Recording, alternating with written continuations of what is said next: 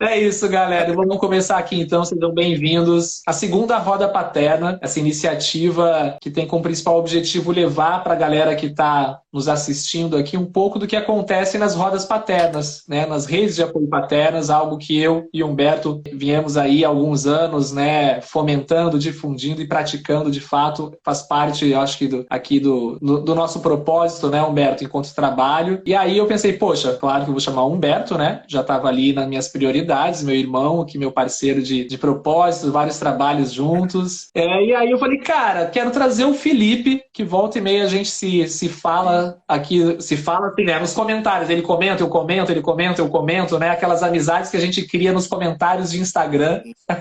E o Chamil, né, que ó, para dizer que eu não pago pau aqui para os meus convidados, Viu, aqui. pessoal? Quem não conhece, ó, acho que... Fala, já aproveita aí, Chamil, se apresenta para a galera. Bom, Né? Fala um pouco de você aí. meu nome é Chamil, eu tô com 39 anos agora. Eu já fiz muita coisa de banda, de rolê do punk hardcore na vida. Foi até aí que eu e o Felipe se conhecemos. Sim. Atualmente ainda canto, tem uma banda chamada Horace Green. E eu tenho uma marca, junto com a minha companheira, que é a Mama Hood, que ela criou, né? Depois que a gente teve nosso primeiro filho, o Tintim. A marca vai fazer 5 anos, acho, agora, se eu não tô errado. O Tintim tem 5 anos, agora em julho. Olha só. E a doideira. E aí, depois que vira pai, tudo muda e começa a ler outras coisas, começa a se aprofundar em outras ideias. Tem uma troca natural dos amigos, né? Conforme... E aí, você sentiu uma troca de público também, da banda? Na banda, assim, foi muito doido, porque hoje o Horace Green são 4 integrantes e 3 são pais, né? Então... Já mudou o rolê. Não trocou, não sei se trocou o público, mas mudou muito, é impressionante, assim, tipo, a última coisa lançada, a gente fez um single agora, mas foi 2015, que foi antes de nascer os filhos. Olha só. Olha só. Nunca parou oficial, mas, cara, é isso, o tempo muda, né? E como é que se chamam seus filhos, Chamil? É o mais velho é o Valentim, que a gente chama ele de Tintim, só, e a mais nova é a Lola. Lolinha vai fazer 3 anos em breve já. E o Tintim tá com quantos? 6. A gente se encontrou, né, cara? A gente se conheceu presencialmente lá no Rap Lago, quando a gente foi convidado, né? Cara, foi muito legal aquilo lá. A Lolinha era pequenininha, de colo ainda. Era. Muito legal. Né? Mas tem que chamar a gente de novo, né? Porque foi incrível aquele final de semana. Ó, o Tintim e Lago Feliz. Lago Feliz. E ele direto fala, quando a gente vai pro Lago Feliz? Puta, filho. E eu morava lá, meu. Puta lugar legal. Irado, Parado né? pra tudo, pras crianças, tudo. Então, mas Mas... consegui voltar. Humberto, meu amigo, se apresente pra galera aí. Fale quem é você aqui na Roda Paterna. Bom, eu sou o pai do Apolo, né? Apolo, 3 aninhos, tá lá, já embarcou, já dormiu, né? Casado com a Tainá. E sou idealizador, né, do coletivo Pais Pretos, né? Sou professor também, educador. E uma peculiaridade da nossa família é que o Apolo, ele tá no espectro autista, né? Assim como eu. Então, é um papai autista e um filho autista. Aproveito até para dar um salve aí pro pessoal do Autismo na Igreja, que tá aqui acompanhando a gente. Essa é uma pauta que está surgindo aos poucos no Brasil, timidamente ainda. Maternidade atípica, né? Como lidar com os filhos atípicos, como educá-los, como conhecer esse universo, né? A escola não fala nada sobre isso, as universidades não falam nada sobre isso, né? Você não tem essa discussão em lugar nenhum. Então é muito bacana, né? Ver aos poucos, né? A sociedade começando a falar sobre a neurodiversidade. Eu acho que é uma pauta fundamental. O Thiago já faz essa reflexão nos cursos dele, nas aulas. Eu acho incrível isso. Essa é uma das razões também de eu admirar tanto, né, a pessoa dele, por ele olhar para essa diversidade. Eu acho isso incrível e estou muito grato por estar aqui. Boa noite para todo mundo. Tamo junto. Maravilha. Que pena que o Apolo tá dormindo por um lado. Bom, eu sei porque é sua paz, é um momento, assim como a minha também. Mas, gente, quando o Apolo aparece, brother, o Instagram ele quase para aqui de tanta fofura que é essa criança, cara. Mas pro bem da família ele está dormindo, porque agora é uma hora muito boa, as minhas também estão dormindo aqui. Nossa, gente, sério, é uma mistura de sentimentos, né, quando dormem. Tipo, ao menos você, yes, nossa, pronto, vou viver tudo. Você liga o Netflix, dorme. É isso. Filipão, se apresente aí pra galera, cara. Que bom ter você aqui com a gente. Bom, da hora estar aqui com vocês. Pra quem não me conhece, eu sou o Felipe vulgo Flip, né? Meu nome artístico é Felipe Flip. Sou MC, rapper, músico. Sou pai de Isaac. Isaac tá com 8 anos. faz 9 em novembro. Eu concilio, né, a vida de artista, né, músico, com a vida de pai. Eu tenho um disco lançado agora, final de 2021, inspirado no afeto, tanto da paternidade quanto no afeto em geral. Eu tô numa fase mais madura agora de acreditar mais nessas coisas, deixar um pouco de lado o que é ser artista no meio do rap, né? Que é aquela vida de rockstar do rap. Sabe? Eu vim do hardcore punk, né? Já fui muito nos shows da banda do Chamil, Horácio Green. Já tive banda também, né? Fim do Silêncio. Eu tive um grupo de rap chamado ZRM, Zero Real Marginal. E fiquei conhecido ali por volta de 2013, 2014, por causa do rap o rap skatista ali e tal. A gente fez um clássico chamado Skate Drink. De lá pra cá eu vim misturando meu rap com outros estilos. Eu tô em carreira solo desde 2017. Lancei um EP chamado Psicologia Reversa, que já tinha composições inspiradas na paternidade, né? E no Isaac. Nesse álbum, Pela Cor, que é o último agora, tá muito mais nítido isso, né? Tá muito mais nítido na sonoridade, no meu lifestyle também. A pandemia trouxe isso muito pra frente dos meus olhos, assim, dessa vida real, lifestyle, né? E eu me vi amadurecer e vi meu público também amadurecer. Alguns que não entenderam ainda, né? A evolução do amadurecimento do tio Flip, né? Eles estão tentando entender ainda. Mas eu tô tô nessa. Hoje eu sou podcaster também. Eu apresento o Noir Podcast de terça e quinta, 6 da tarde, que é um podcast para levar pessoas pretas para falar de assuntos diversos, né? A gente traz divergências, é um lugar onde as divergências enriquecem e não dividem. Então, esse é mais ou menos o resumo do tio Flip. Ah, tio Flip, que vale, irmão. O Isaac tá com quantos anos? Tá com 8. 8 anos. Tá com 8 anos. Você tá vindo do futuro pra gente, então, aí. Ah, é? Verdade, né? A Yara tá com 6, a Nalu tá com 11 meses. O Apolo tá com quantos? 3, 3 Roberto? também. 2, 3. 3, né? Nossa. E o Chamil 3 e 6, né? O Isaac faz 9 já. Eu casei com a mãe do Isaac e depois de quase 2 anos, assim, quando o Isaac tinha 1 ano, a gente decidiu separar. Decidimos ser pessoas da hora um com o outro, sabe? A gente decidiu ser da hora um com o outro pelo Isaac, né? Então, hoje a gente é praticamente vizinho, né? A mãe dele, a Adriele, que acho que o Chamil deve conhecer também. Ela mora aqui do outro lado da praça, a 1 minuto daqui. Então, eu tô com o Isaac todo dia, ela também, a gente divide. Agora, no momento, ela tá viajando a trabalho, tá 15 dias em Salvador. Tô com o Isaac hoje levei ele pra jantar sushi e aí ele vai dormir com a bisavó. Então, eu tô... É esse o corre, né, do dia a dia. Queria ser seu filho hoje, viu? Para comer esse sushi. Faz tempo que eu não como sushi, cara. Nossa, deu até uma De vontade. vez em quando é bom. Massa, cara. Bom, eu sempre começo as rodas aqui, já é de praxe em todos os cursos, rodas, quando eu junto homens aqui e puxo esse bonde, eu sempre pergunto se vocês pudessem falar 3 sentimentos do momento, agora, no momento de vida que vocês estão relacionado, enfim, à vida de vocês pessoal, mas claro, conversando com a paternidade, enfim, com o que vocês estão vivenciando agora. Quais seriam, Chamil? Ah, que doido isso. Deixa eu pensar. Doido, né? Top 3. Pegadinha, tipo, pá. Isso aqui em casa, porque a Priscila deu positivo no Covid, né? Putz. E as crianças estavam em Peruíbe com meus pais. E aí, tipo, e agora? Era pra buscar eles domingo à noite, pra segunda tá aqui. Aí, não, fica aí, vai ficando. Aí ontem, meus pais, a gente tá com febre. Eles, né? A gente tá sentindo mal. Eu falei, puta, então faz o teste que eu acho que vocês estão com Covid. Não deu outra. Então, aí eu fui lá correndo hoje, busquei eles em Peruíbe e voltei. Porque falei, já que tá todo mundo com Covid aqui e aí, vou tirar as crianças, senão vocês vão ficar malucos, né? Então, essa semana, nossa, se te falar 3 nomes, vai ser sentimentos, assim, ó. Cara, não vou reclamar tanto da vida, vai. De segunda e terça, tive momentos de paz sem as crianças em casa, velho. Eu varri a casa no domingo, lavei cozinha, lavei banheiro e ela tava limpa até hoje, assim, até eles chegarem. Uma coisa que nunca tinha acontecido. Eu achei até que era obra do vizinho aqui que tava sujando minha casa, mas descobri que são meus filhos. Tive paz, frustração demais e medo do que ia acontecer, assim, porque eu acho que eu devo ter pego também, mas eu tô assintomático agora, né? Eu já peguei Covid uma vez e a Pri ficou bem mal, mas agora hoje tá bem. E aí meus pais agora estão, né? Então aquela sensação, meus pais são mais velhos, né? Meu pai tá com 74, então já aquele medinho, né? Então nesse momento eu acho que é isso. Pô, que barra, mano. Mas eu acho que vai ficar tudo bem. Os velhinhos, pelo menos, eles Com certeza. não são reaça, tomaram as vacinas direitinho. Sim. Tipo, Sim. eu tenho várias divergências políticas com meu pai, mas uma coisa que ele não nega é vacina, assim, ó, tipo... Ah, que bom, né? Porra, que bom. Que bom. A liberdade dele, sabe? Então... Mas já só isso já dá uma destabilizada, né? Já muda a rotina, já muda tudo, né, cara? Já, putz... É isso, as crianças estão acordando E você, Humbertão? eles hoje, já vieram dormindo no carro, acordaram em casa, tipo, Sim. brincando com tudo, que tá em casa sem ver uma semana, sabe? Tipo, então eles estão... Ou seja, hoje a noite é longa. Hoje não tem nem plano.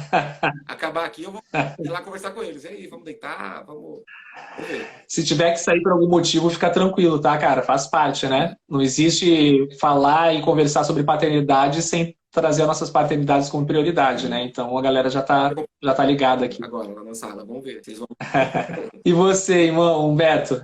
Aqui, 3 sentimentos, mano. cara, aqui eu acho que um sentimento que está marcando muito, né, é essa coisa da curiosidade, né, que surge, né, com essa descoberta aí do TEA, né, do autismo na minha vida e na do meu filho. Então eu fico curioso para saber como vai ser essa trajetória, né? Por enquanto ele ainda não fala, eu não sei se ele vai falar ou se ele é averbal, né, que tem crianças que não falam. Então tá sendo essa coisa da curiosidade. Eu acho que tá vindo também um sentimento de reconfortante, assim, uma verdadeira felicidade por ter conhecido a ancestralidade africana há muito tempo, porque tudo que eu aprendi com a africanidade preparou o terreno para a vida que eu tenho agora, assim, porque a nossa sociedade, aqui no Ocidente, né, ela é muito capacitista, né? O teu valor está naquilo que você sabe fazer, que você é capaz e tal. Aí imagina, eu sou um professor de línguas, eu sou palestrante, tradutor, intérprete, aí vem um filho que, tipo, não fala, 3 anos, né? Se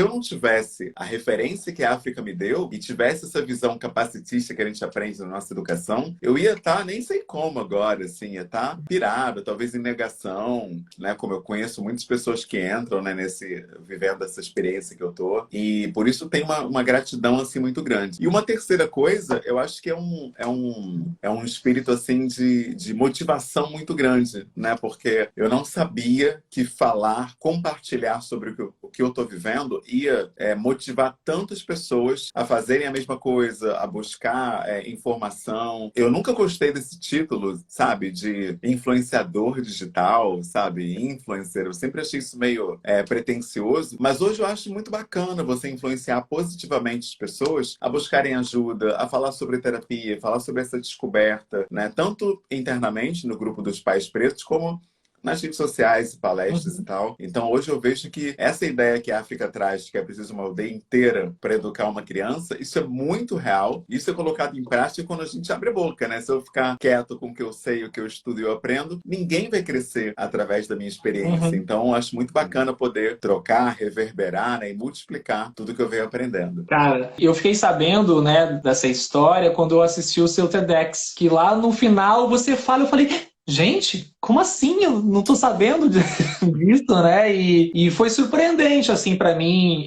não em relação ao Apollo, porque, enfim, é recente, eu não sabia mesmo, né? Mas em relação a você. E aí eu fiquei pensando, nossa, que viagem, assim, né? Como nós somos leigos, como eu sou leigo, quando a gente traz à tona esse tipo de tema, do diferente que a gente traz como regra na sociedade, né? Sim. E a gente, enfim, não convive diariamente, mas, pô, a gente já teve vários momentos juntos e eu acho que isso... E aí depois eu fiquei refletindo, sabe, Humberto? Falei, cara, olha que bacana. A diferença, justamente, ela pode ser essa... Tem uma frase de um livro aqui do Andrew Solomon, e quem não conhece, esse aqui, ó.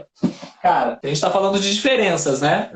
E esse livro aqui, ó. Tô doido pra ler. Do Andrew, uma bíblia, né, Brad? Tipo, chama Longe da Árvore, Pais, Filhos e a Busca da Identidade. E é sensacional. E ele tem uma frase que eu sempre falo, que eu, assim, trouxe pra minha vida, que o encontro com a diferença promove a reconciliação. E quando eu ouvi você ali no TEDx falando, eu falei, cara, olha só que forte, que bacana saber desse lado do Humberto, que eu não sabia, isso que a gente convive, né? E pra ver de fato como, cara, sei lá, nem sei o que falar, só sei que eu acho que eu te admiro ainda mais por tudo que você representa, assim, sabe, cara? Eu sou seu fã, você sabe, né? Nem vou ficar te rasgando aqui, eu fico rasgando. Sempre que eu falo com o Humberto aqui, eu fico rasgando pra ele, fico olhando a voz dele e tudo. Humberto, você descobriu o seu autismo adulto já? Então, cara, eu descobri através do meu filho, vendo várias coisas nele, pô, mas eu também faço isso. Eu também, tipo, identificando coisas que ele faz. Por exemplo, o Apolo fica andando pela casa de um lado para o outro, às vezes, sem parar. E aí, isso é uma coisa que eu não me dava conta, assim, e passei a me observar mais depois do diagnóstico dele. E às vezes eu fico na piscina, andando em volta da piscina aqui, enquanto eu boto alguma coisa no micro-ondas, fica fora da casa. E quando eu vejo, já dei 4 voltas na piscina ali do nada. Outro dia ele estava ouvindo Marcha Soldado no Spotify. A música acabava, ele repetia. Acabava, ele repetia de novo. Aí eu, caramba, eu faço isso. Quando eu gosto muito de uma música, às vezes eu boto até no repeat logo, já fico ouvindo a mesma faixa o dia inteiro. E essas coisas foram me fazendo perceber que, pô, peraí, tem alguma coisa aí. E aí procurei, né, especialistas da área. Fiz durante eu acho que foram 6 sessões de 2 horas, focado nisso. Aí depois tem aqueles testes, né, que eles aplicam e tudo. E aí veio o diagnóstico. E o TDAH, por exemplo, ele tem uma característica, não com todo mundo, mas algumas pessoas têm dislexia por causa disso. E eu sempre, tanto digitando como escrevendo, eu sempre inverti sílaba e letra. Inclusive no próprio TEDx, né, que você citou aí, Thiago, na palestra tem uma hora que eu vou falar que 31% das 67 milhões de mães no Brasil são solo, aparece aquele 31 grandão no telão e eu falo 13%, porque eu inverti o 1 e o 3 ali ao vivo no teatro ali e nem me dei conta, só fui assistir depois, né, no YouTube. Olha só que loucura. Mas é isso, né? A África ensina a gente a se acolher, se respeitar, se amar. E aí eu não entrei naquele lugar de culpa, né? Caramba, errei e tal. E tô aprendendo a lidar com isso e buscando, obviamente, tratamento, né? Que eu nem sabia que existia tratamento para dislexia. Então tô nesse universo agora de me informar, aprender, me aquilombar e conhecer outras pessoas vivendo o mesmo desafio. E está sendo maravilhoso. Agora, por exemplo, é o momento do desfraude do Apolo. Como que é o desfraude de uma criança no espectro? Eu estou aprendendo todo dia com outros pais e mães que eu troco aí dentro e fora das redes. Está sendo, assim, incrível, né, esse aprendizado. Que demais. Parabéns. Obrigado por compartilhar isso com a internet. Tamo junto. Filipão, sentimentos, irmão, o que tá pegando aí? No momento, eu tô meio também confuso e tô curioso com a parada de saúde mental, né? Eu vim da pandemia pra cá, que eu tive uns quadros de ansiedade que eu não tinha antes, tal, e eu comecei a observar nas outras pessoas, as pessoas ao meu redor, e eu fiquei muito curioso em estudar, saber pesquisar sobre a mente humana, sobre dislexia, sobre TDAH, e tal. E tentei rever, né, muita coisa do jeito que eu era quando menor, quando criança e tal. Eu tento agora, tô observando algumas coisas no Isaac, não com medo dele não ter foco, mas também para saber lidar do jeito que não souberam lidar comigo, sabe? Hoje eu entendo que eu era muito bom na escola, só que só na escola. Em casa, eu não conseguia focar nem para fazer uma lição de casa. Uma lição que eu terminaria em meia hora, eu ficava a manhã inteira. Eu não conseguia e, sei lá, eu pensei que era, sei lá, é distraído, é burro, é preguiçoso e tal. Agora, depois de velho, que eu vim tirar um pouco dessa culpa de mim, né? Que essa coisa traz muita coisa, traz medo de perguntar, né? Traz medo de errar, traz medo de parecer burro. E eu não quero que o Isaac tenha isso, né? Ele é bem melhor que eu, né? Mas eu sinto que às vezes ele também precisa ficar em cima dele para fazer lição. Ficar, vai, sabe? Tem que fazer nós dois. Lição tem que estar junto ali, porque senão ele também distrai e não faz. Aí eu vejo também, eu coloquei ele no karatê, coloquei ele no skate e no futebol. E aí eu fico lá observando. Ele perde muito fácil, assim, se distrai com os amigos, com os colegas e tal. Eu noto que nos outros coleguinhas eles obedecem um pouco mais o professor e tal. Ele também fica entediado com regra, né? Ele prefere jogar bola comigo, assim, sem regra, inventando regra, do que com o professor lá falando, aqui, saiu daqui é lateral, sabe? Faz uma fila, forma um círculo.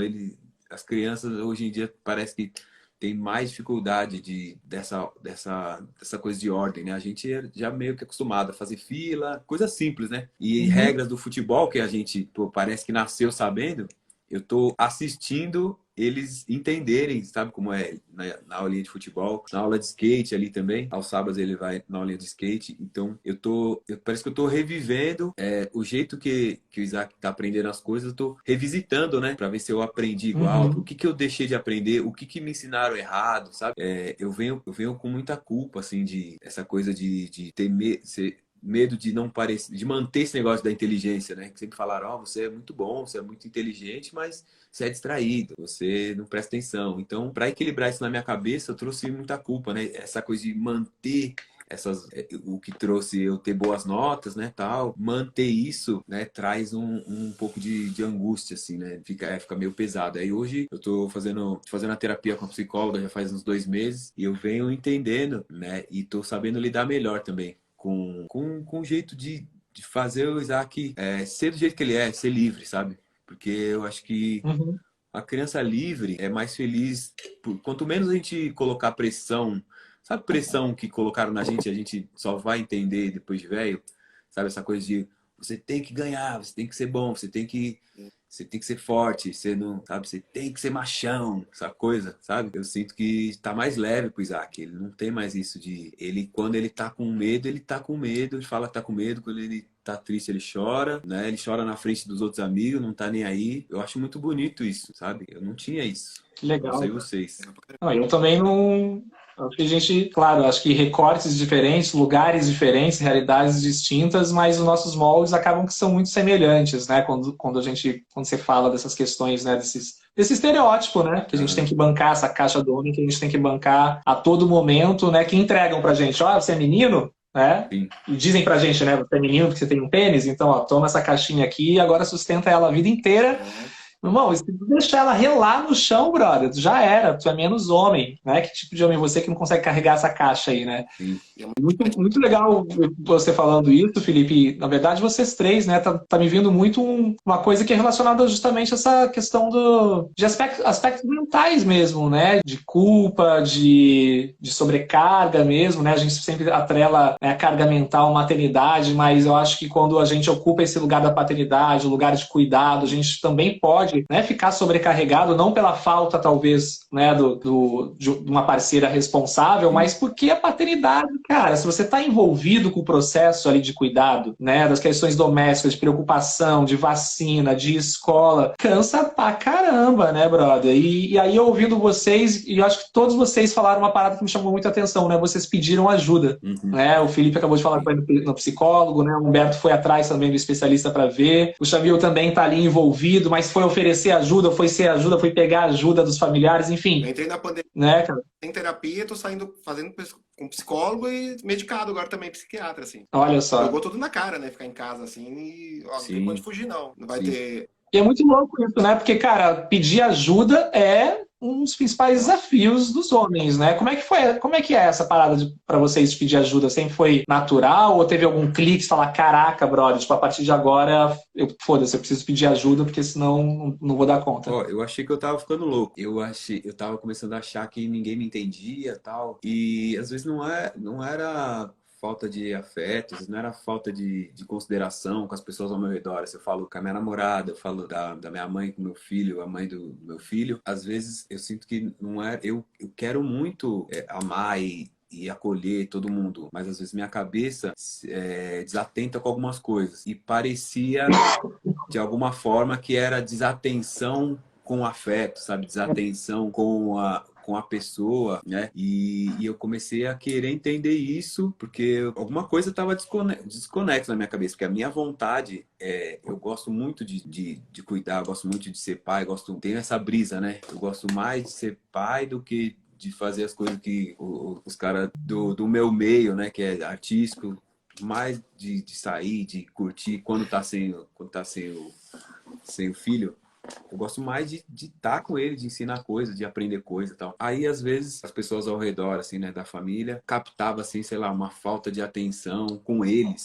E não eu vi que é uma coisa da minha cabeça, eu fui atrás disso, eu pensei, alguma coisa está desconectada, porque vontade de dar atenção para todo mundo eu tenho, mas eu não consigo, né? Não consigo, às vezes, dar atenção para minhas coisas.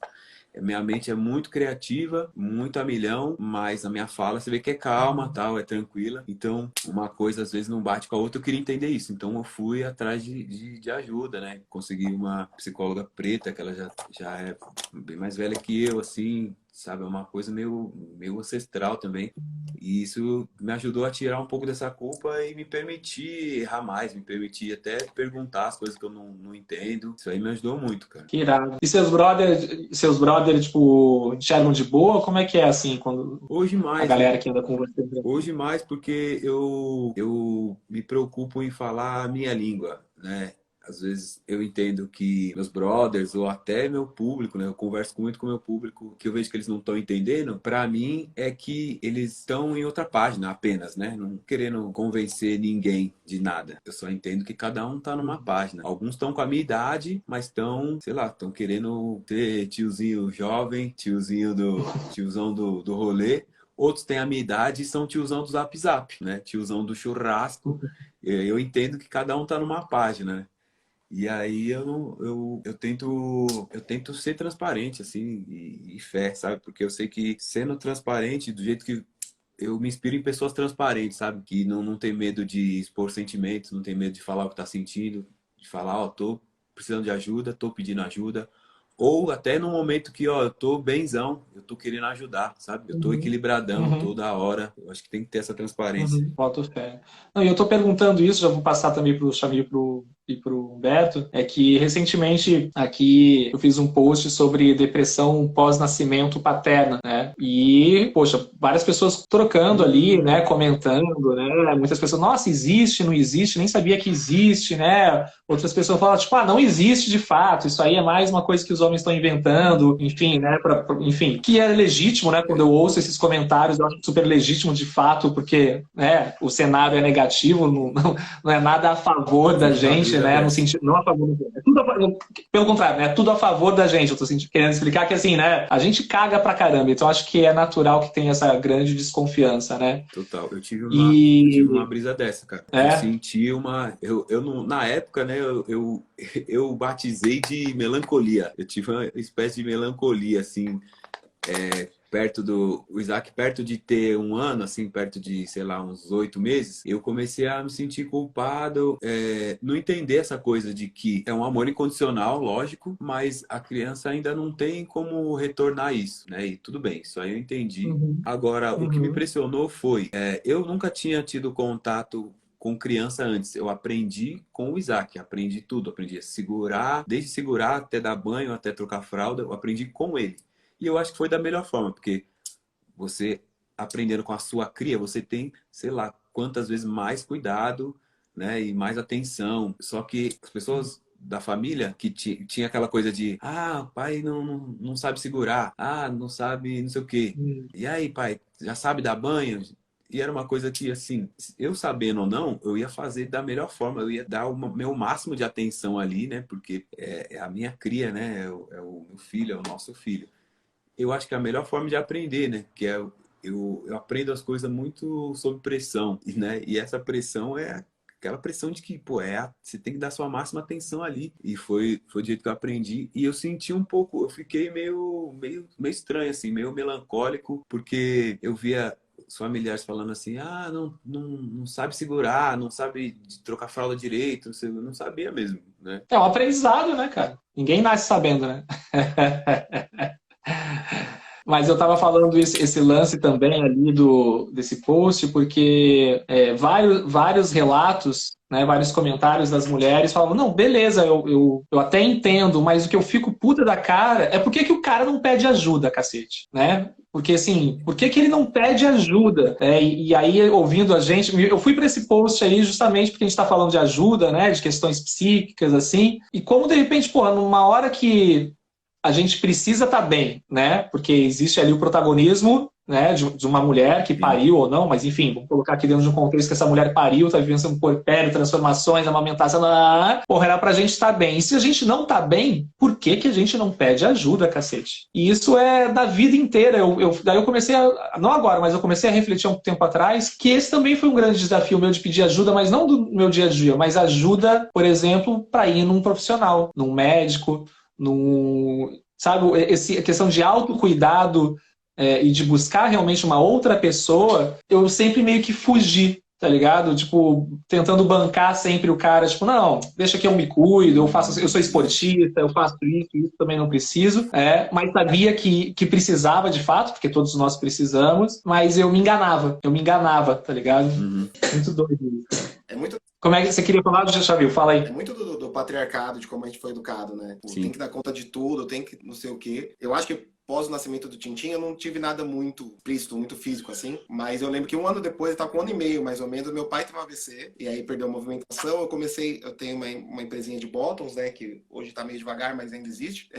De brinde em geral, né? Bottom, chaveiro e tal. Então eu fazia isso, tava tipo. Aí eu comecei a ajudar meu irmão, que era uma empresa que meu irmão tinha com meu pai, não sei o quê. E eu lembro nessa fase foi pior fase da minha vida, assim, que a Priscila entrou numa, puta, tipo, perpério de novo, muito ruim, muito fundo. Tipo, a gente se desentendendo como casal, assim, tipo, afastadaço, sabe? Tipo, no máximo que dava um beijinho de bom dia, beijinho de boa noite, tipo, não se entendendo, assim, sabe? Tudo acontecendo, tal. E, cara, eu não pensei em procurar ajuda profissional. Pensei. E é foda, né? É muito como machismo, patriarcal e tal, porque aí na pandemia isso, comecei a ter crise de ansiedade, não conseguia dormir, depois de umas semanas, dormindo tipo 3 horas, a prima, minha companheira, falou, meu, você precisa de ajuda. E aí? Aí eu falei, não, mas é só uma fase. Não, você precisa de ajuda, você não tá dormindo, sabe? Tipo, e aí você vai morrer, eu vou ficar com essas crianças sozinho, vai ser pior ainda, sabe? Tá com um monte de preocupação e vai só piorar. E aí, tipo, foi, cara. A única coisa que eu fiz questão, eu acho super legal, vocês procurarem psicólogas pretas, né? Tipo, homens ou mulheres pretas, mas eu queria muito passar com uma mulher, sabe? Eu consegui uma mulher porque eu acho que traz uma outra visão das coisas, sabe? Tipo, por mais que eu acho mó legal fazer roda de homem, por exemplo, eu sempre acho legal também ter uma mulher pra falar, aí foi machismo, aí você não percebeu, né? Mas foi, você deu mancada porque você acha isso normal, você não percebeu. Aí você falou, pô. Sim. Mas é isso, tipo, a pior fase que eu tive de relacionamento, de filho, de tudo, de grana, não procurei. Não procurei. Achei que ia dar conta e segurei, né? E é muito louco, né? Que assim, não passa nem na cabeça, né? E eu sou o cara que não foge de médico, sabe? Tipo, tem um negócio, não, aqui pode ser pressão? Vou procurar um cardiologista. Tipo, não fujo de médico. Mas psicólogo, acho que era tão preconceito, sabe? Tipo, de não querer se assumir como maluco, sabe? Tipo, cara, e hoje eu falo disso, tipo, com todos os amigos, assim, ó. Cara, ser medicado me ajudou muito, sabe? Tipo, o psiquiatra, puta, eu sempre achei que psiquiatra era o extremo, que eu nunca ia precisar. Cara, preciso sim. Me ajudou muito, muito mesmo, assim, sabe? E um monte de amigo também passa pelo mesmo, sabe? É engraçado quando você começa a conversar, porque você descobre que um monte de gente tá na mesma fase que você, ou já adiantado, um pouco pra trás, mas todo mundo tá passando, tipo, precisando de ajuda, sabe? Rola tipo uma vergonha, eu acho, né? De pedir ajuda, né, cara? Tipo, putz, não posso contar pra ninguém que eu tô indo no psiquiatra, senão todo mundo vai saber que eu tô mal, brother. Tipo, eu não posso ficar mal. Né? Tipo, se você apanhar na escola, vai apanhar em casa, sabe? Exato. Aí você... vem daí também, né? Vem daí, né? Isso, tipo, eu não vou... Mesmo se eu tiver ruim, eu vou ficar quieto, fingir que eu tô bem, sabe? Cara, chega uma hora que não dá pra fingir mais, não. Sim. E com você, Alberto, rolou alguma coisa assim nesse sentido, mano? Pô, foi nesse lugar aí mesmo que de não estar dando conta que eu vi que, cara, ou eu procuro alguém ou vai dar ruim, assim, que era o Apolo pequenininho, aos 2 meses. A gente veio lá da maternidade, ele acordava de hora em hora e eu só tive aquela licença rapidinha, né? E aí tive que voltar para dar aula. E era muito difícil dar aula de manhã, tendo virado à noite, assim. E no início eu achei que, tudo bem, faz parte, é sempre assim, a paternidade é isso. Só que para chegar em sala de aula e dar aquela aula, assim, falando inglês e lembrando de tudo, eu não lembrava nem nome de algumas palavras em inglês, não vinham, assim, virado, né? Sem dormir.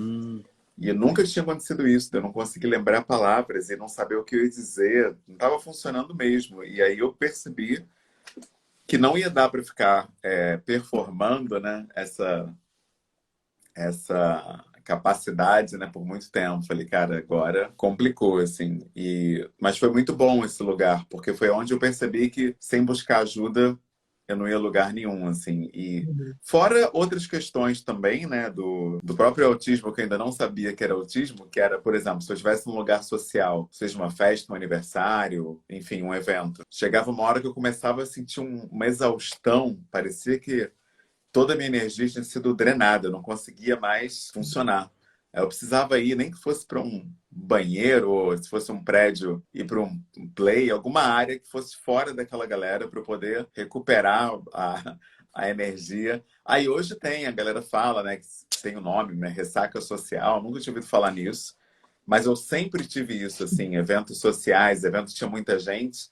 Eu nunca dei conta, por exemplo, aquela reunião do familiar do Natal, né, que é todo mundo numa sala, ali, a galera enfornada naquela sala, horas, né? De 7 até da meia-noite, e só depois de meia-noite que tem a refeição, aí a sobremesa, aquele ritual. Isso aí era uma coisa que pra mim, nossa, era a morte, assim. Eu nunca entendi por quê. E aí hoje eu consigo entender Nossa, e até depois da meia-noite, ressignificar. quando tá dormindo, você tá bêbado, né? Exatamente, pô, é mole, cara.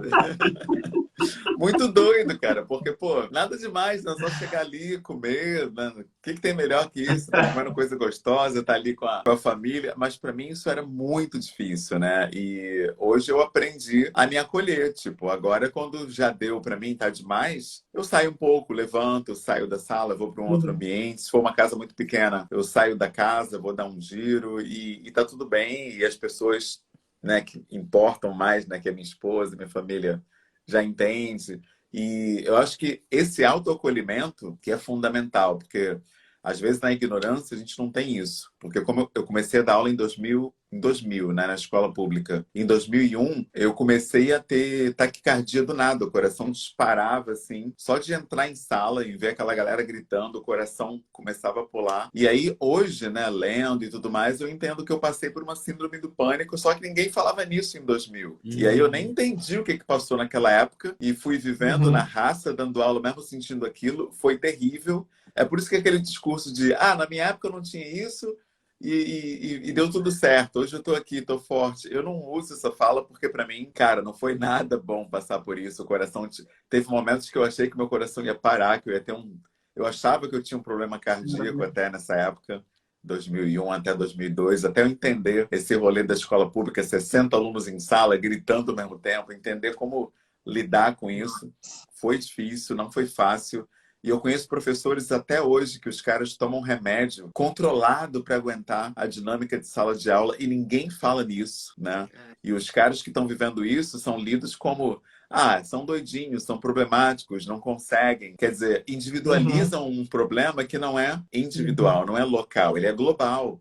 Só que alguns mascaram, outros não, né? Essa que é a diferença, né? E aí, quem mascara mais acaba sendo lido como o cara, o brabo, que dá conta.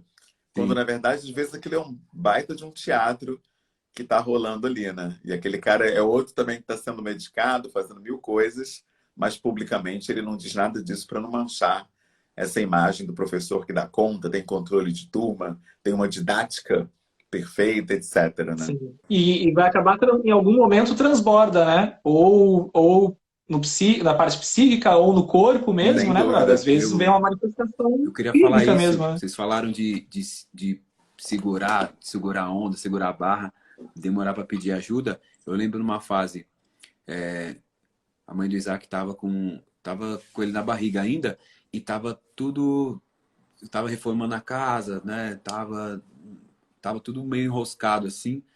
E eu tava me sentindo meio estranho e comecei a sentir uma dor aqui assim, ó. E aí apareceu um negócio e era herpes. E era isso, estresse. Doido, né? Bem aqui, assim, ó. E herpes parece que é na pele, assim, mas é uma dor profunda, assim, até para dirigir doía. E aí eu vi que era estresse, era isso, era estafa mental. Minha mãe foi professora de escola pública a vida inteira, né? E ela só, tipo, quer dizer, ela se medicava, mas não com psiquiatra, né? Tipo, dor de cabeça, toma isso. Até que ela começou a convulsionar.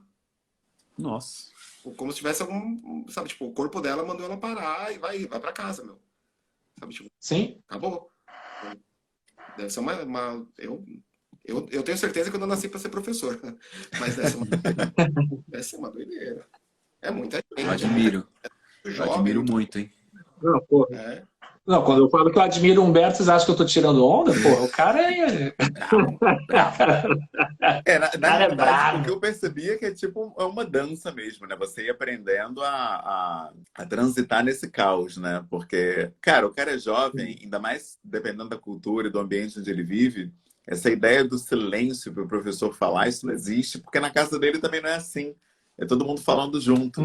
E aí você precisa aprender como é que transita nesse tipo de cenário, né? E entra o jogo de cintura, entra momentos também que tem que ter isso que chamam de domínio de turma, né? Controle de turma, que é você dar uma chamada mais forte também. Existe esse momento desse lugar. Tem a hora do caos também, da confusão, tipo, de uma atividade de música.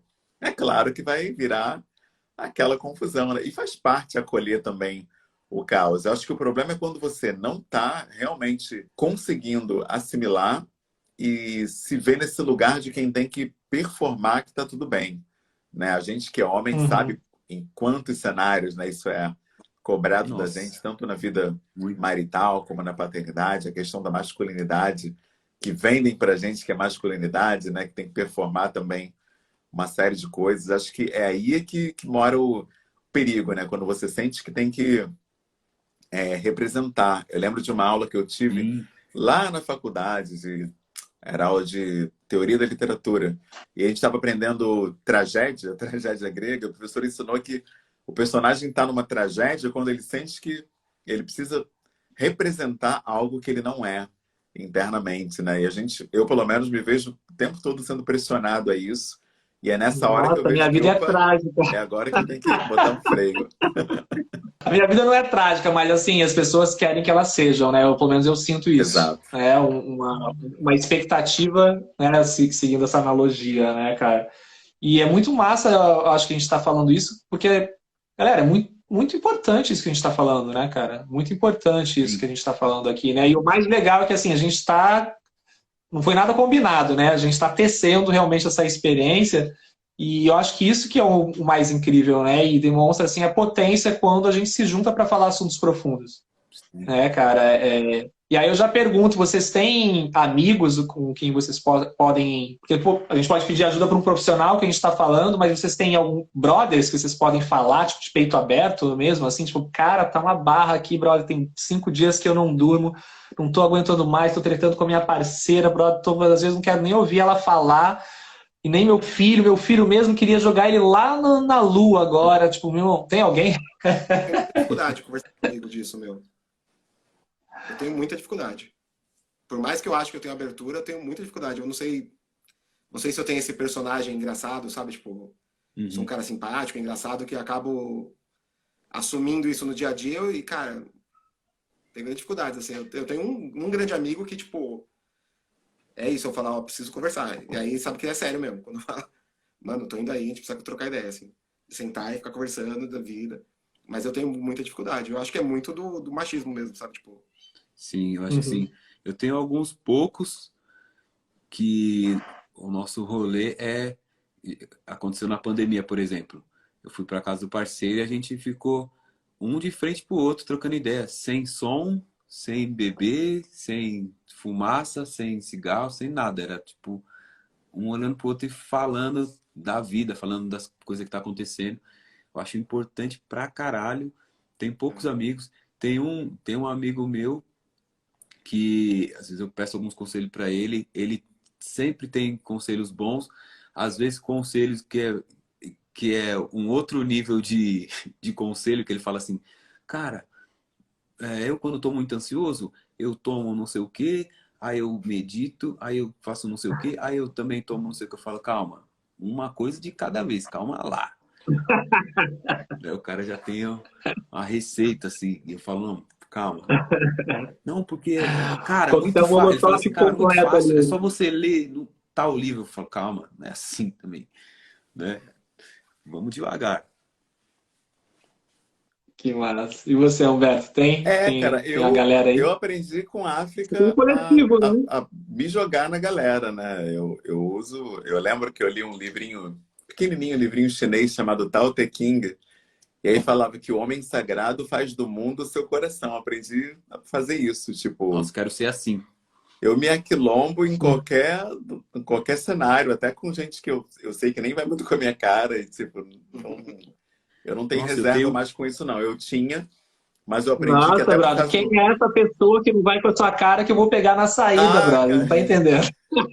Sabe por quê, cara? Porque eu vi que o racismo estrutural ele já desumaniza, né, o homem preto. Então, se a gente seguir esse roteiro que dão pra gente, a gente morre em vida, Sim, sabe? Então não dá, a gente tem que fazer uma contra-narrativa. E a contra-narrativa que eu encontrei é criar um mundo onde a minha humanidade existe, né? E quando esse mundo não tem, eu vou lá e simulo. Eu vou dar um exemplo concreto do que eu estou falando. Eu tive Covid em 2000 nem lembro, acho que foi 2020. Tive Covid, fiquei malzão. Aí ninguém do meu trabalho mandou mensagem. Aí eu falei, pô, não é possível, cara. Uma doença que naquele tempo era ainda considerado algo que você podia morrer e tal. A vacina ainda estava meio... E aí eu pensei, pô, ninguém mandou mensagem, o que eu vou fazer? Eu cheguei no grupo do WhatsApp, falei, gente, obrigado pelo acolhimento, pelo carinho de vocês, tantas mensagens, eu não estou conseguindo dar conta, mas eu agradeço assim, imensamente. Eu estava com tanto de febre, mas estou melhorando. Aí todo mundo começou a mandar mensagem, sabe? E aí eu criei aquilo que eu não estava tendo. Eu criei um acolhimento onde não existia. E eu venho fazendo coisas assim, malucas, né, para gerar realidades onde não existem. Eu acho que é um dos papéis que a gente tem aí com a criatividade, né? É fazer o que... É aquela frase, né? Seja aquilo que você gostaria de... Seja a diferença que você gostaria de ver no mundo, sabe? Bem por aí. Então eu acolho o outro e crio cenários onde eu sou acolhido mesmo quando não existem. Eu vou lá e simulo. Aí na minha simulação a coisa vai e começa a se manifestar no real. Tem que fazer coisas assim, porque senão a gente meio que pira, né? Nossa, Pega no tranco. eu acho Ai, muito da hora velho. isso, cara. Eu quero ser assim também. Eu tenho um pouco disso, mas eu fiquei meio com vergonha de ser assim, de aquilombar não qualquer um, mas com qualquer pessoa que eu sinta uma confiança, assim. E até, assim, depois que eu separei e tal, eu demorei para me envolver com alguém, mas, assim, as meninas que eu me envolvia, eu já pegava de orelhada, falando da vida e até que eu pensei, será que eu não tô sendo um cara chatão que tá querendo, sabe, sei lá, será que elas não estão pensando assim, caramba, esse cara quer uma parceira, uma ficante ou quer uma psicóloga, quer uma, sabe? E aí eu Sim. fiquei meio... Isso é uma das coisas que a mulherada tem reclamado bastante, né? Falar, cara, pô, meu irmão, tipo, procura ajuda, brother. Tipo, não que eu não possa te ouvir. Claro que eu posso te ouvir, mas assim, não vem querer que eu te dê a solução e te acolha em todos os seus problemas da vida, né? Não sou tua mãe. É isso, é isso. Cara, É, sobre pode homens não crer. conversarem, uma época que minha banda tava meio para acabar, assim, a gente tava meio brigando. E a gente falou, vamos fazer uma reunião, né? Vamos conversar. Aí juntamos quatro, fomos no Prime Dog. Felipe sabe o quanto Famoso Prime Dog. esse rolê é famoso pra galera, né? Que é uma lanchonete que tem opção vegana e fica aberto quase 24 horas, assim. Aí sentamos na mesa e um tava mais chateado, falou, aconteceu isso, isso, isso. Tal, cada vez explicando. Cara, o nosso baterista ele é mais quietinho, assim, é um cara reservado, né?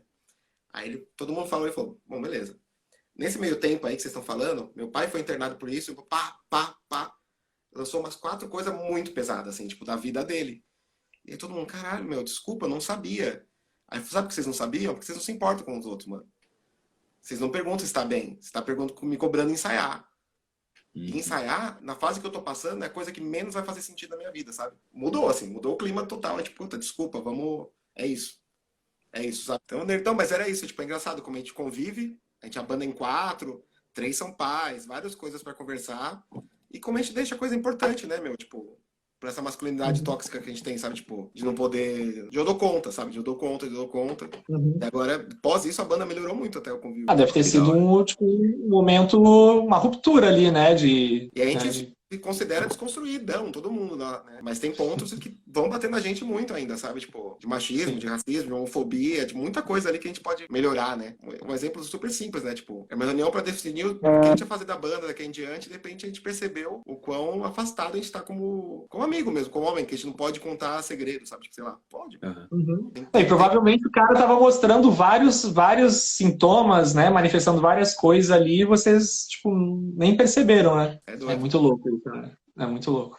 Eu acho legal essa coisa de ter a chave virada para melhoria, sabe? Porque a gente vai errar, lógico, né? A gente É. vai apresentar várias coisas que precisa melhorar, mas a ideia de estar com essa chave virada para melhoria que é a meta, eu acho, porque uma coisa é Uhum. você se deparar com uma situação que você errou, que você foi, sei lá, você foi machista, foi homofóbico, foi sexista, foi capacitista, e falar, não, mas isso aí é frescura, eu falo do jeito que eu quiser, isso aí, acho que o erro tá aí. Eu acho que o que atrasa a nossa evolução é isso. A gente vai errar, só que o importante é a chave virada para melhoria. Ó, apareceu uma coisa que às vezes é nova, que às vezes a gente nem pensou, nossa, isso aí é verdade, isso aí às vezes tá ofendendo alguém que eu nem imaginava. Pô, mas se é para melhoria, vamos aprender, vamos adaptar, e é isso.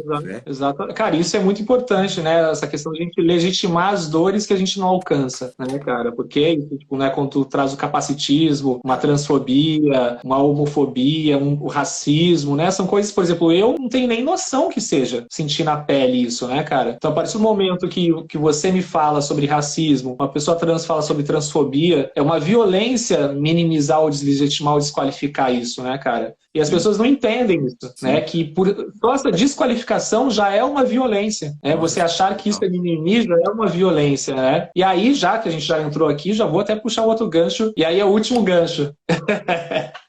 Com os nossos filhos, cara, como é que vocês, assim, vocês preparam o terreno, enfim, como é que vocês estão introduzindo esse tipo de assunto? Como é que vocês lidam com essas questões do mundo diverso que inclusive é incrível por isso, né? Essas diferenças só, como foi dito já aqui, né, essas diferenças de fato, elas só têm a agregar, né? Quanto mais cores na vida, melhor, pelo menos eu enxergo assim. Como é que é para vocês isso, né? De lidar, de preparar os nossos filhos para essas diferenças, né? De saber reconhecer, legitimar essas experiências todas e, ao mesmo tempo, né? Como se proteger de olhares, por exemplo, né? O Apolo com autismo, preto e autista, né? Seu filho também é preto, né, Isaac? O Isaac é pretinho também. Então, assim, tipo, já vem desse lugar altamente discriminado na sociedade, né? Enfim, como que é isso para vocês também, você, Chamil, aí com as crianças, enfim? Cara, aconteceu recentemente um episódio, o Isaac falou que eles estavam brincando na escola e falando assim, quem falar não sei o que lá é gay. Tava no meio da brincadeira deles ali uma hora, e aí o outro falou, então, quem fazer não sei o que lá é gay. Aí eu tive que falar, vão ter que mudar essa brincadeira aí, porque... Primeiro, isso aí não é ofensa, não tem problema nenhum criança ser gay. Né? E outra, vocês são crianças, ainda ninguém teve experiência e isso aí é para depois, né? E assim, vocês vão ter que mudar a brincadeira porque isso não é da hora, não é da hora. Você chamar alguém de gay porque é uma opção diferente, não tem nada a ver, é um xingamento que não existe, é um xingamento bobo. A mesma coisa você falar, e você que gosta de berinjela. É uma opção da pessoa gostar, um gosto, então não é um xingamento. Então vamos mudar essa brincadeira. Aí eles pensaram lá em outra coisa e tal. E aí o Isaac falou que isso ficou na cabeça dele, porque na escola falou assim, então tá rolando uma fofoca que não sei quem é gay. E ele nem liga. Eu falei, primeiro que ele nem deve ligar, primeiro que vocês são crianças. Quando vocês começarem a entender de namoro, vocês vão começar a pensar no que é ser gay ou não. Mas isso não é ofensa pra ninguém. E já vejo uma diferença da minha época, da nossa época, né? E uma outra coisa também, o Isaac, ele tem a pele escura, o cabelo dele é grande, cacheado assim, mas é bem misturado. Então, tem hora que ele parece um pouco índio. Então, ele pode ficar confuso alguma hora, mas eu já falo pra ele que ele é uma criança preta e falou negrão, chama ele de negrão e fala assim, você, independente de sua pele é pouquinho mais clara, um pouquinho mais escura, ou dependendo do sol que você toma, você tá no grupo das crianças pretas, igual seu pai. Então, essa coisa que eu acho que é da hora dar uma atenção. Eu não tive, não é porque eu não tive, sabe aquela coisa da chave virada para melhoria que a gente falou aqui? Eu acho que é essa coisa de, eu não tive, mas vai ser muito da hora se você ter. Porque eu vejo que tem pessoas que falam assim, eu não tive e sobrevivi. Tô aqui, fortão, firmão. Mas não é o certo, né? Não é da hora. Então eu acho que é isso que a gente deve contribuir para os nossos parceiros, para os nossos irmãos que também são pais, ou que para as mães também, né, nossas companheiras, que é isso, essa é a chave, essa é a meta que a gente tem que botar na cabeça, né? Máximo. Pro Humberto, qual o maior medo em relação ao filho autista e preto? Meu filho também é autista. Então, Eu acho que o maior medo, ele, na verdade, a gente meio que tá caminhando nessa direção, que é abraçar quem nós somos, abraçar a nossa diversidade. Eu acho que esse é a maior dificuldade, eu acho, hoje, não só nessa área da diversidade, mas em todas as áreas da vida. A gente fica muito preso à necessidade de encenar e performar. Então, por exemplo, vou botar num outro contexto. O meu contexto, né, que é o contexto de falar sobre ancestralidade africana, filosofia Ubuntu, o Moja, enfim. Eu conheço várias pessoas que elas sentem que, como isso tá rolando um hype, né, de falar sobre essas coisas, essas pessoas falam disso, monetizam com isso, ganham dinheiro com isso, mas viver mesmo isso é difícil, porque a gente está numa sociedade que vive totalmente em função da individualidade. Então não dá para colocar na prática muita coisa que a gente aprende com a ancestralidade africana. Só que, diante dessa dificuldade, você tem opções. Ou você fica tentando, né, continua tentando, dando murro em ponta de faca e tentando trazer isso para tua vida, ou você vai para essa direção que eu falei naquela outra hora, que é a direção do trágico, né, que é você defender uma coisa publicamente e você viver outra. Ou seja, está numa situação que não é real. E esse, graças a Deus, assim, não é o meu caso. Eu consegui e tenho conseguido diariamente abraçar o que eu acredito. Então, nesse contexto, respondendo a pergunta dela, o que eu aprendi com a ancestralidade africana sobre a diversidade? Sobun Fussomé fala no livro Espírito da Intimidade que a criança ela já traz toda a sua história, sua vocação, suas inclinações, paixões, e a gente só vai ajudar a criança nesse processo. Tanto é que tem etnias africanas onde existem rituais para você até mesmo descobrir o nome da criança, de tão pronta que ela chega. E aí, quando eu aprendo isso e vivo isso, o que eu entendo? É que o Apolo já está completo e pleno como ele é agora. Então, obviamente que ele faz terapia, ele tem neuro, ele tem nutricionista, fonoaudióloga, terapeuta ocupacional, todo mundo para ajudar ele a se desenvolver o máximo possível e, se for o caso, aprender a falar, etc. Mas ainda assim, mesmo durante esse processo, essa caminhada, ele já é acolhido plenamente como ele está agora. Como é que ele está agora? Ele não fala, ele tem muitas estereotipias, ele balança o braço, às vezes ele gira, mas é esse Apolo que eu acolho, é esse Apolo que eu amo e esse Apolo que me completa. E não esse Apolo que eu tô vendo lá no futuro, que canta, que fala, que joga bola, para aí sim eu poder amar meu filho plenamente, quando ele estiver preenchendo todos aqueles requisitos que eu entendi que ele vai chegar num dia. Ou seja, quem vive assim, vive no futuro, né? Eu fico imaginando como vai ser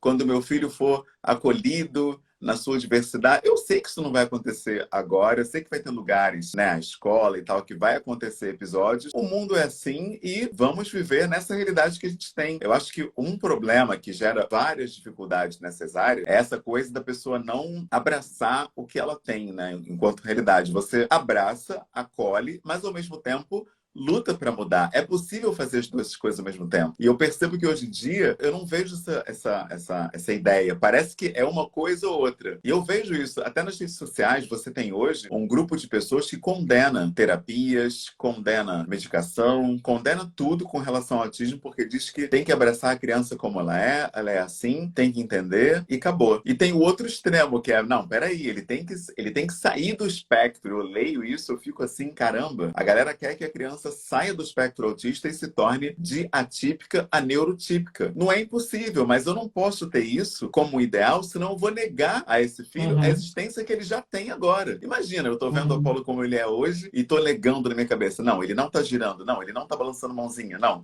ele não tá balbuciando o mesmo som, não, ele não tá ouvindo a mesma música.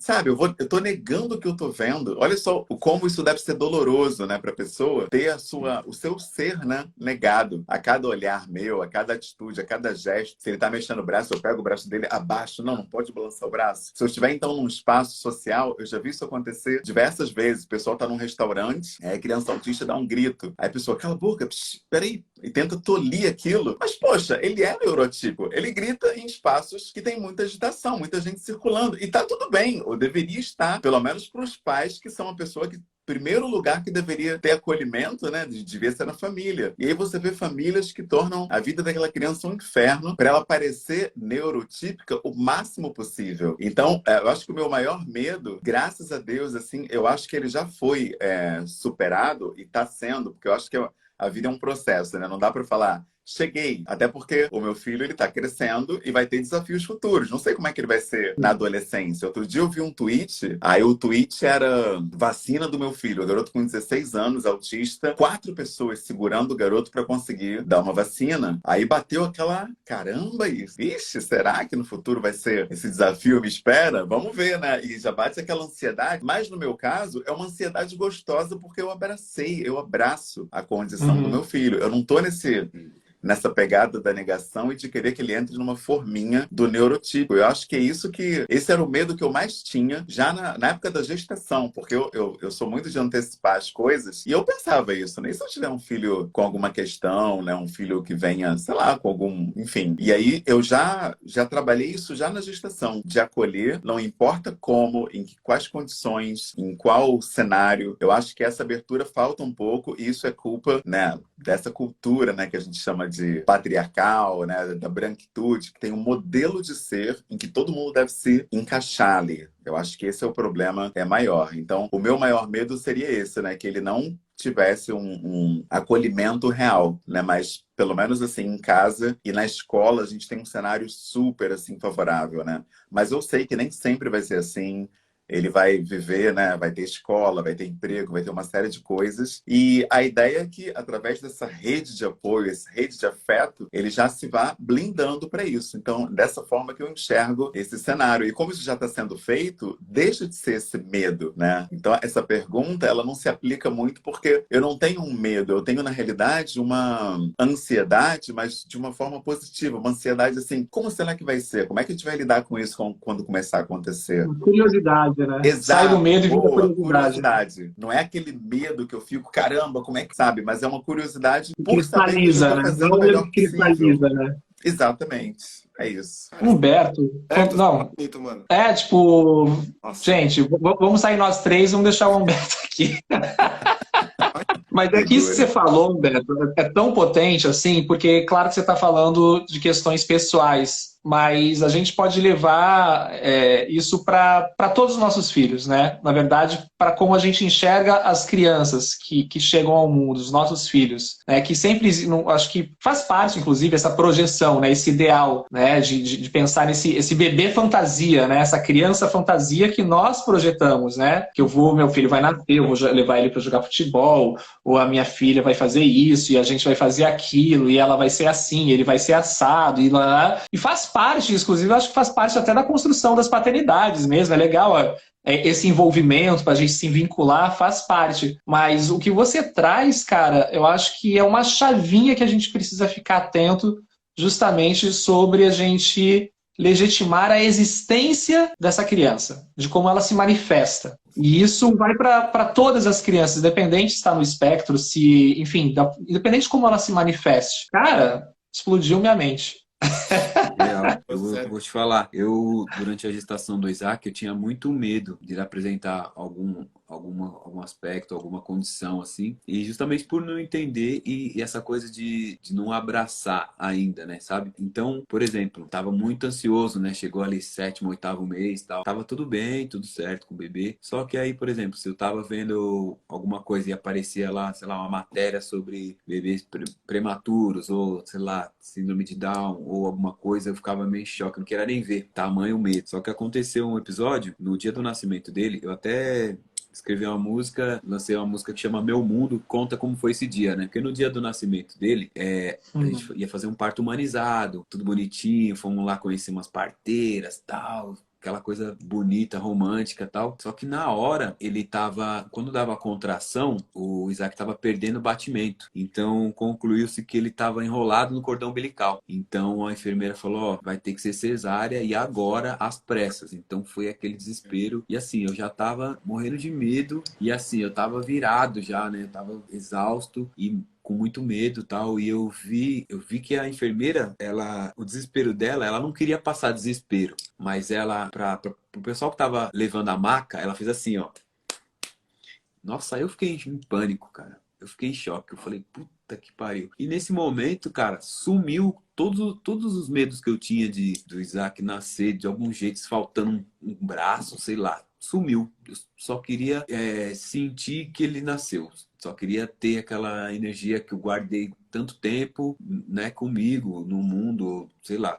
E aí desapareceu e eu achei muito curioso, cara, porque aí nasceu um amor incondicional, porque pensei, cara, se eu falar pra ele eu te amo e ele não responder, eu vou continuar amando do mesmo jeito, tá ligado? E aí foi essa brisa, cara. E é essa coisa, né, de da gente ter medo, né, de nossa, será que vai ter alguma coisa? Mas se a gente virar essa chave pro abraçar, não, eu vou amar e é isso. Meu papel é amar e mesmo se ele não amar, mesmo se ele não entender, sabe? Se a criança não entender que você ama, você tá fazendo sua parte. E eu acho que faz muito sentido essa parte, essa parada, né, do abraçar. Achei muito da hora, Humberto. E é muito louco ouvir isso, né? Porque, assim, deveria ser muito natural tudo isso, normal, né? A gente falar do amor por esse filho, né? E aí falando de nós homens, né? Pelos nossos filhos, independente da forma que venha. Sim. Mas tem um dado que é chocante. Vocês sabiam que 80% das crianças que têm algum tipo de problema, né? Crianças atípicas, enfim, são abandonadas pelos pais? Então, cara, Cara, como pode, né? assim, é bizarro, tá ligado? É bizarro, assim, é uma parada. Quando teve aquele lance do Zika vírus, teve microcefalia, né? Cara, aumentou assim exponencialmente o abandono paterno justamente de crianças que Nossa. nasceram, né, com essa questão. E tinha uma Então, coisa.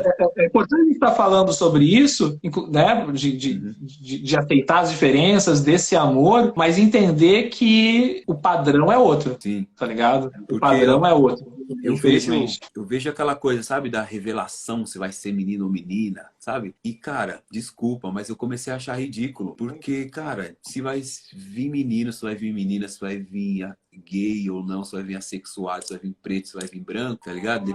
Dependente de como vier, a gente vai amar. E eu perdi essa brisa e eu não acho mais da hora essa coisa de vamos fazer a revelação, vai ser menino ou menina? Porque, assim, às vezes vem menino, mas também vem com a cabeça de menina, ou vem, sabe, assexuada, ou Uhum. pansexual, né? Tudo bem. Hoje tem espaço. E eu comecei a achar, vocês ainda acham essa coisa de ser menino ou menina, não? Cara, eu acho Cara, muito pode cafona. falar. Eu vejo os vídeos, eu vejo quando tem os rios de revelação, que eu acho. É os limites da cafonagem, né? Tipo, entrar gente vestido de boneco, soltar padrão, você fala, mano, é tudo errado. É que já coloca padrão de masculinidade, feminilidade também, nascer. tem rosa, tem que ser azul. Você fala, nossa, mano. É muito louco. E sabe quando que eu fui perceber isso? Porque tem duas filhas, né? Nayara, assim, super ansioso pra saber se era menino ou menina. E o mais louco é que a gente só tinha nome pra menino, não tinha pra menina. E, enfim, quando descobriu foi uma vibe. A Nalu, a gente decidiu que a gente não ia saber. Tanto que a gente só soube na hora quando ela nasceu. Cara, e foi tão louco, porque a Nalu, ela nasceu num parto relâmpago, assim. Foi, tipo, 2 horas e meia de parto, mas, assim, tipo, foi surreal. Foi uma história que, enfim, em outro momento eu conto pra vocês do cenário. Só que eu tava tão envolvido, foi tão louco, que ela nasceu, ela foi pro colo da Bruna, assim, e eu tava, tipo, né, aquele êxtase da vida, meu bebê, né, meu bebê, eu falei, meu bebê nasceu, né, só depois de um tempo que a Bruna tava ali com ela, mas é menino ou menina, né, daí os médicos falaram, só que eu só fui me dar conta dessa questão de gênero, dessa imposição, né? Muito louca, nesse momento, né? Quando eu passei a viver, nós passamos a optar por não saber o sexo, eu vi o quanto é forte isso. As pessoas falam, como assim vocês não sabem se é menino ou menina? E agora que tipo de presente eu vou dar? Eu falo, cara, você dá o que você quiser, pode ter rosa, amarelo, tipo, preto, cinza, tipo cor, arco-íris, xadrez, cara. Eu ficava meio chocado, só que eu só fui me dar conta de fato, assim, da intensidade que é essa imposição em relação a gênero e de saber se é menino e já como muitas coisas começam a ser impostas e divididas dentro da barriga, né? E definidas, inclusive, né? Definidas, Sim. né? Dentro da barriga, sabe, cara? Eu fiquei meio chocado, assim. E eu acho que eu só fiquei chocado porque eu vivenciei essa história. Eu tive uma ansiedade a mais que eu achei que ia ser gêmeos. Na minha família tem muitos casos. E a barriga da mãe do Isaac tava imensa. E a primeira pergunta não era se era menino ou menina, se era um ou dois. A pergunta pro doutor era essa: doutor, são um ou dois?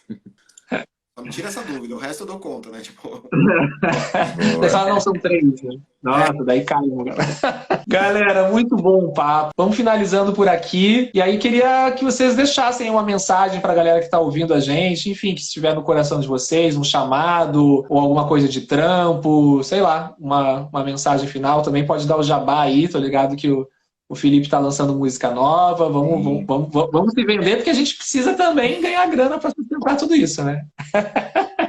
Sim, total. Cara, falar do meu trampo é só no ar podcast, de terça e quinta, às 6 da tarde. A gente traz conversas pretas com pessoas de qualquer cor, de qualquer gênero, pessoas pretas falando de tudo. E meu trabalho na música, né? Felipe Flip fazendo um rap misturado com música orgânica, né, com banda. Meu disco Pela Cor fala muito disso, né, da paternidade, fala muito de afeto. Eu tô sentindo falta de espaços, assim, para trazer isso, né? Eu tô sentindo uma fuga, desde a pandemia também, eu senti uma fuga do público, fuga da realidade mesmo, sabe?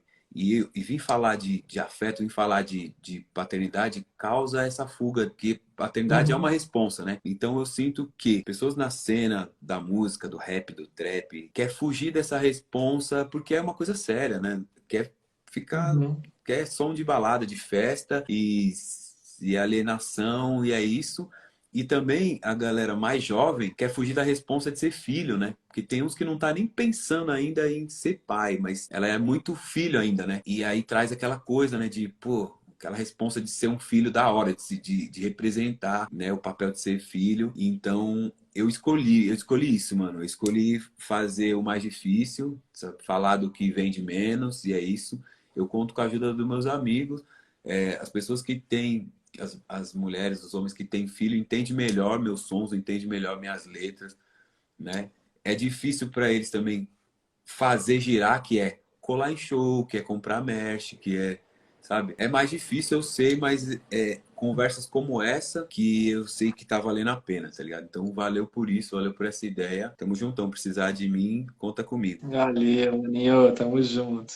E você, Chamil? bom, eu brevemente Ó, coisa, Mama novo, Hood, quando Mama Hood. conheço a Mama se você, um amigo meu que não é pai, o Thiago DJ, criou um slogan muito bom. Ele falou: se você é um Thiago pai DJ. e não é idiota, conheça a Mama Hood. Eu achei e focado em criação antirracista, antifascista, pai presentes. A Pri tem muito um lance de trazer empoderamento materno, sabe? Tipo, você é mãe, mas você não acabou sua vida por ser mãe. Você não tem que ser a mãe santinha que a sociedade criou, né? Tipo, nasce uma mãe, vira santa, né? Tipo, não, vamos lá, vamos sair para beber. Então a Pri traz muito isso para a conversa. E eu tô lá sempre Eu também. vou te interromper e eu vou falar o seguinte, eu vou falar porque eu sei que se auto-vender às vezes é difícil. É animal, Mama Hood é top, Muito. a Bruna dorme com o colar que eu dei pra ela, acorda, toma banho, não tira nunca mais, entendeu? Tipo, tem várias paradas iradas, saiam daqui, já vão lá pra loja e comprem, porque, meu, tem... Puta, obrigado. É irado, é irado. Sou fã Pronto. também, é muito da hora o trampo. Fiquem de olho. Massa. Obrigado de verdade. Eu também estou aqui à disposição. Quem quiser trocar ideia, conversar sobre paternidade, mesmo eu estando no meu troninho aqui dos privilégios, estou aberto a desconstruir também, assim, bastante. Boa, Chamil. Tamo junto. E você, meu amigo? Eu só queria dizer, né, que, bom, primeiramente agradecer, esse papo foi incrível. Já saio daqui um outro homem, né? Isso é tecnologia da roda, né? Você entra e sai diferente, agregou demais. Deixar esse recado, né? Que a criação de um filho, né? Assim como o nosso crescimento enquanto pai ou mãe, ela não é tarefa para a gente encarar sozinho, né? Porque na nossa cultura é muito essa coisa do sozinho, ter que dar conta. É importante contar com outras pessoas, né? Então, quem quiser falar sobre, sei lá, masculinidade, paternidade, até maternidade tem lá no Pais Pretos, grupos de mães, tem grupo só de mães pretas, grupo com mães brancas, e a ideia é essa, não ficar sozinho. E nessa questão racial também é muito difícil entender essa discussão toda de letramento racial, não é nada fácil, letramento emocional, educação parental, entender os filhos. Então, tem grupo para a gente falar de tudo isso. Procura aí Pais Pretos, chega mais, assim, troca ideia com a gente, que eu acho que o aquilombamento é a verdadeira potência, né? Para a gente se encontrar nessa vida. Eu sempre falo, né, que eu não faço nada sozinho, né?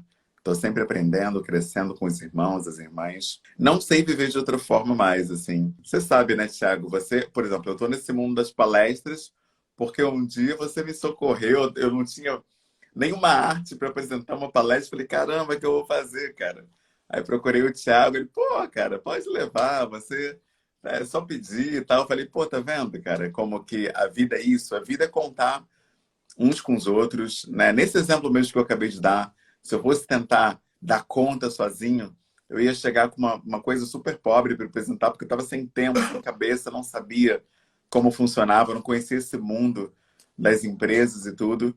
E hoje já fiz mais de 100 palestras em empresas, graças a uma ajuda que esse meu brother me deu lá atrás, entendeu? Só para ficar um exemplo. Eu poderia dar 1000 exemplos aqui de áreas em que eu cresço e cresci e venho crescendo. Com essa Ali, ajuda, só se você abrir a né? boca sem apresentação já ia ser show, brother. O mérito é só seu. Então é isso, sabe? É crescer junto, né? Em resumo, é isso. É não se fechar em si mesmo, né? Eu estou crescendo demais agora com esse desafio novo que eu compartilhei aqui. Vários pais autistas do Brasil inteiro e pais com filhos autistas que não são autistas, mas os filhos sim, me procuram também compartilhando essa história do desfraude, quanta gente já me mandou material.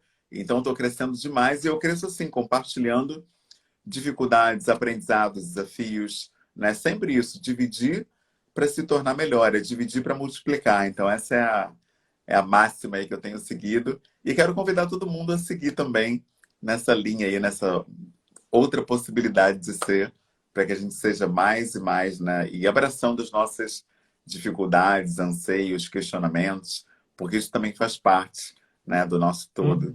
Então esse é o convite e o agradecimento que eu deixo aqui ao mesmo tempo. Obrigado. Tamo junto. Cara, não consigo nem ver outro caminho a não ser esse, assim, para mim, né?